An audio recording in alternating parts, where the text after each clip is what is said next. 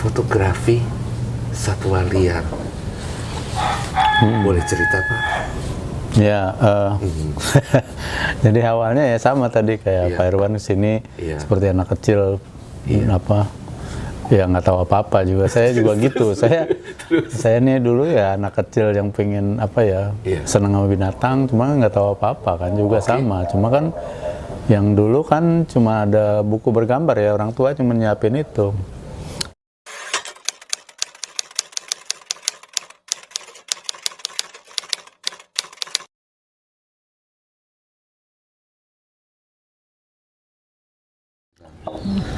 Tapi proses pengolahannya belum dong Pak, hanya foto.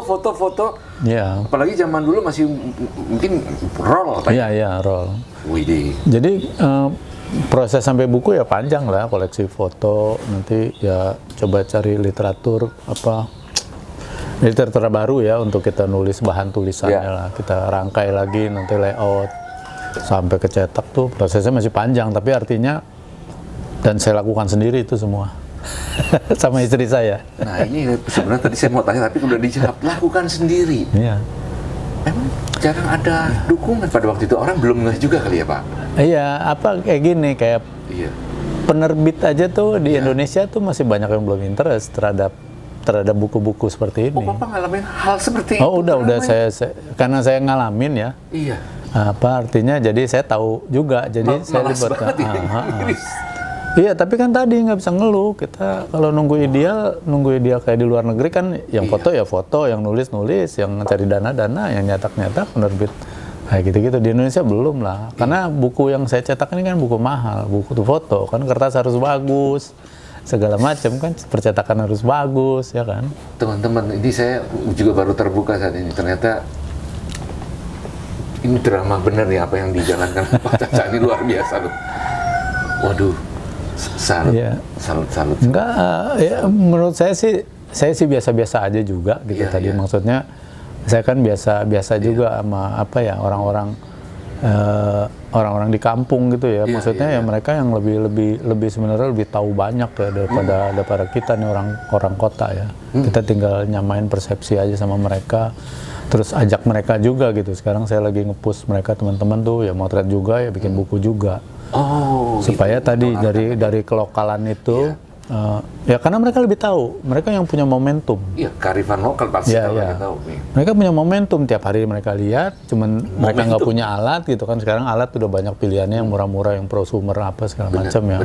Terus yang nggak perlu alat gede-gede karena mereka punya momentum, tiap hari dia lihat. Ya kalau di gelap dia potret blur, besok kan bisa diulang. Iya. Nah saya ahli, alat lengkap, jago. Momentumnya nggak punya. Nah, makanya saya bilang alat itu mahal apa tidak? Ya mahalan momentum menurut saya. Nilainya ya. Memang momentumnya itu lebih mahal. Karena gini, besok punah, mereka yang punya mahal mana? Saya punya alat canggih. Iya.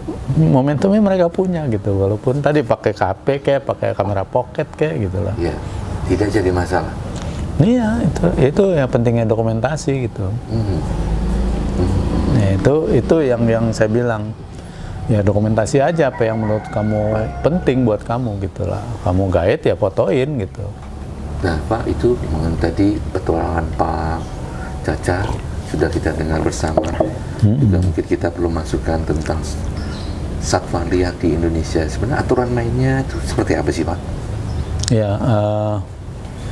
Ya satwa liar itu kan ada di Indonesia ya. Apa di berbagai tempat ya, cenderung di hutan. Kalau ada di tempat dilindungi, misalnya di Cagar Alam, Taman Nasional. Nah, yang mengatur itu kan yang istilahnya manajemen otoritinya adalah Kementerian Lingkungan Hidup itu. Nah, kemudian kalau untuk jenis-jenis ada siapa itu yang berurusan dengan LIPI ya. Dulu LIPI, sekarang kayaknya berubah nih jadi BRIN itu yang sebagai scientific authority. Nah itu yang mereka yang urusan penelitian, jumlahnya berapa, ini jenis baru apa enggak, mencari yang jenis-jenis baru apa yang udah hampir punah atau apa ya, itu urusannya LIPI itu. Jadi dua badan ini Pak ya? Iya. Artinya satu berhubungan dengan izin, satu dengan penelitian. Iya. Kalau kita mau masuk Taman Nasional atau apa ya harus punya izin mau penelitian atau apa kayak gitu-gitulah. Nah isunya tapi berarti kita menuju ke sebenarnya satwa itu bisa kita pelihara, dapat bisa ada izin berarti. Iya. Ya kalau yang tadi ya untuk pemanfaatan kan ada azas konservasi ya. Konservasi itu ya macam-macam lah. Salah satunya azasnya adalah pemanfaatan, boleh dimanfaatin untuk tadi kesejahteraan semua lah, untuk republik segala macam lah, gitu-gitulah. Nah itu boleh dimanfaatin, yang tidak dilindungi pada umumnya boleh diperjualbelikan, tapi ya terbatas sebetulnya. Terbatas maksudnya ada kuota? Iya ada kuota. Nah yang menentukan katakan KLHK sudah menentukan 10% boleh dimanfaatkan dari daya dukung alam. Daya dukung di alam tuh siapa yang neliti ya? LIPI. LIPI itu balik lagi ke situ. Nah berapa jumlah yang ada di situ? Misalnya 1000, ya udah 10%-nya ya 100 yang boleh dimanfaatin kayak gitu. Manfaatin itu artinya bisa untuk di dalam negeri, juga di luar negeri juga bisa. Iya buat ekspor kayak buat kebutuhan dalam negeri atau apa bisa lah. Tapi hanya terbatas pada yang di luar yang dilindungi ya, Pak? Patokan itu ya? Baik. Ya, jadi yang tidak dilindungi saja. Clear. Wah, menarik sekali. Ya, ya itu ilmu yang itu ya, yang kita harus tahu juga sedikit gitu ya. Saya juga nggak terlalu tahu banyak banget gitu, tapi paling nggak ya kita tahu batasan itulah. Kalau buat di foto aja sih nggak ada masalah, mau dilindungi tidak dilindungi. Oh, gitu. Foto no problem dong Pak ya, malah didukung harusnya. Ya, mestinya kan didukung, karena kan kita juga bantu tadi penyadar tahuan itu. Dan harusnya Bapak mendapat banyak dukungan sponsor bahkan. Pertama dari pemerintah nih Pak. Nah itu saya kan banyak bicara lah di semua media segala macam bahwa saya perlu dukungan banyak pihak. Termasuk dari Kementerian Lingkungan Hidup, Pariwisata. Dunia pendidikan juga untuk penyebar luasan buku-buku gitu kan. Terus ya dari perusahaan penerbangan, perusahaan kamera kayak gitu kan. Tapi tadi kalau menunggu ideal kan lama nanti. Jangan khawatir Pak, saya yakin bahwa segala apapun selalu tumbuh menjadi lebih baik, tumbuh besar, berkembang. Teman-teman, ayo kita dukung ya apa yang dilakukan Pak Caca, luar biasa nih. Boleh bilang single fighter loh Pak. Iya kalau sekarang sih saya udah merasakan. Jadi saya terbitin buku pertama saya tuh tahun 2010. Jadi sejak itu ada namanya Wildlife Photography Group lah di medsos tuh mulai timbul, itu mulai muncul di berbagai daerah. Nah artinya virus yang saya tularkan ya bereaksi lah. Artinya orang-orang mulai aware lah, mulai dari kecintaan dari hobi motret aja dulu, bikin grup kayak gitu. Jadi ada yang berburu nembak sembarangan atau apa, yang binatang-binatang yang sering difoto atau ditembak, ya dia laporin polisi, kayak gitu-gitu. Udah mulai peduli lah, ada kepedulian lah, kayak gitu. Nah, ya hal-hal kecil itu kan sudah cukup sementara buat saya gitu kan. Tapi kan kalau bisa lebih banyak lagi yang terlibat di bidang ini gitu loh, penyadar tahuan atau apalah gitu. Soalnya kalau dia udah mulai peduli, dia akan nanti bisa jadi apa aja, bisa jadi peneliti, bisa jadi polhut, bisa jadi ahli hukum lingkungan gitu-gitu. Ada. Sekarang ada banyak bidang lah yang bisa ditelusuri lagi, ditekuni lagi untuk untuk menjaga satwa Indonesia gitu loh. Banyak menjadi ilmuwan juga boleh. Nah dengan tadi saya, kalau dia udah sadar, dia tahu, nah itu dia mulai cinta, peduli. Ya kan, dia peduli. Nah pedulian itu dia bisa jadi apa aja gitu untuk menjaga, sama-sama menjaga satwa liar kayak gitu. Jadi banyak yang terlibat gitu. Jangan sampai, kalau saya khawatirnya kan gitu, jangan sampai kita peduli kalau binatang udah nggak ada. Aduh iya sih Pak, benar juga ya Pak. Binatangnya udah nggak ada gitu kan. Ya. Jadi pahlawan kesiangan. Iya, makanya artinya kita udah punya 2000 mili, lensanya 2000 mili tuh udah gede banget lah. Udah gitu punya duit MM-an. Kita mau foto, kita mau kemana gitu, binatang udah nggak ada gitu. Itu lebih mahal kan. Benar Pak. Untuk kembaliin. Nah, orang sering sekali kalau kita mau ngembaliin binatang nih ke alam, ingat itu nggak mudah dan nggak murah juga. Sudah dilakukan di luar gitu, seperti panda di Cina. Mereka udah berhasil captive breeding. Dilepasin ke alam itu belum tentu mau. ini lain cerita lah. Iya, lain cerita. Karena kan saya mengupdate ilmu pengetahuan saya dari TV kabel ya. Iya. Saya nggak baca. Saya nggak buku-buku luar mahal ya. Buku ilmiah tuh terlalu rumit dibaca. Iya. Nah, saya lihat TV kabel lah. Jadi semua kata-kata yang ada di para ilmuwan itu udah divisualkan baik gitu. Baik. Nah, saya melihat kemarin si naratornya David Attenborough gitu kan. Terus? Jadi dia narator pemerhati lingkungan nomor 1 lah menurut saya tuh. Jadi dia ada tayangan tentang panda itu, dia bilang Cina udah berhasil, tapi problemnya adalah sifat liarnya panda itu nggak ada karena mereka ada ketergantungan sama perawat. Nah sekarang lagi dicoba ditaruh di hutan biar anaknya tuh belajar. Terus Anaknya belajar keliaran gitu, bahwa cari pasangan tuh perlu tuh jantannya, dia lihat para jantan berkelahi. Oh. Secara ini kan dia harus cari bibit genetik yang bagus untuk tadi keturunannya dia gitu. Nah itu sampai sejauh itu dia ngebahasnya. Sebegitu rumit untuk orang awam gitu. Nah buat orang ilmiah saya ngerti gitu. Saya ngerti, gila ya sampai dibahas sebegitu ya. Maksudnya, nah kata terakhirnya sebenarnya ada cara yang lebih mudah. Jaga habitat aslinya mereka supaya mereka tidak punah. Itu. Supaya mereka natural itu. Nah, juga sama kalau semua terlalu dimanfaatin dan jumlah populasi sedikit, nanti dia juga nggak bisa kawin antar grup untuk mencari darah baru. Ya kan? Kalau dia hanya di grup kawin silang di dalam grup kecil, itu ntar terjadi inbreeding, artinya kawin antar keluarga. Dan itu nggak secara biologi, secara ilmu pengetahuan bukan nggak baik. Ya gampang sakit, cepat mati, ya gitu-gitulah.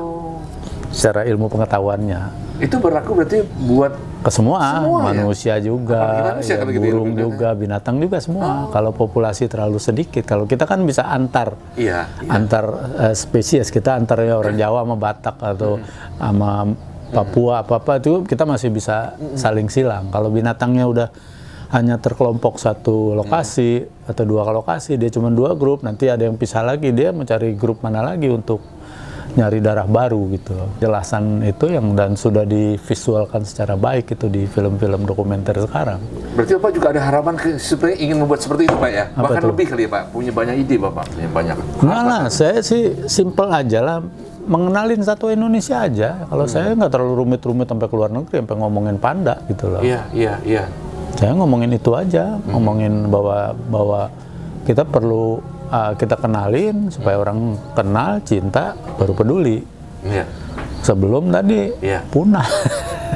Kalau punah kan kita mau ngomong apa, kita mau nyelamatin, mau jadi apa juga nggak bisa lah, sulit lah. Nah gitu. Jadi terlalu kompleks masalah di Indonesia ini. Tapi kan tadi nggak bisa nunggu ideal, kita jalan aja apa yang kita tahu, kita ada gitu, apa yang kita punya udah jalan. Kalau nggak ya nanti keburu punah. Saya sih selama ini ya senang-senang aja, jadi banyak teman di berbagai daerah, terus juga saya udah bukuin, jadi kalau saya pun meninggal buku nggak pernah mati. Betul. Itu harta karun benar Pak. Ya. Paling nggak ninggalin sejarah buat Republik ini, sejarah alam lah paling yang saya dari keilmuan saya gitu loh. Ya tapi memang jalannya berat, tapi ya namanya jadi pionir memang berat. Semua tumbuhan juga kalau pionir habis gunung meletus, pionir itu kan susah tumbuhnya kan, dia sendirian. Tapi kalau begitu dia tumbuh, dia udah mayungin yang kecil-kecil di bawahnya itu kan. Luar biasa, saya terharu Pak. Baik. Rasa saya teman-teman sama seperti di awal tadi. Apa ada rasa menggelegar di sini. Jadi ininya malah nyangkut.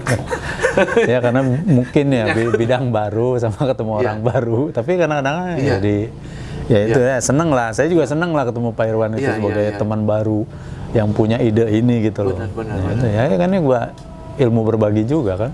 Iya. Tapi bidangnya beda gitu kan. Benar. Nah gitu. Wah, keren. Saya haru Pak tadi, Bapak menyampaikan itu semua tadi. Saya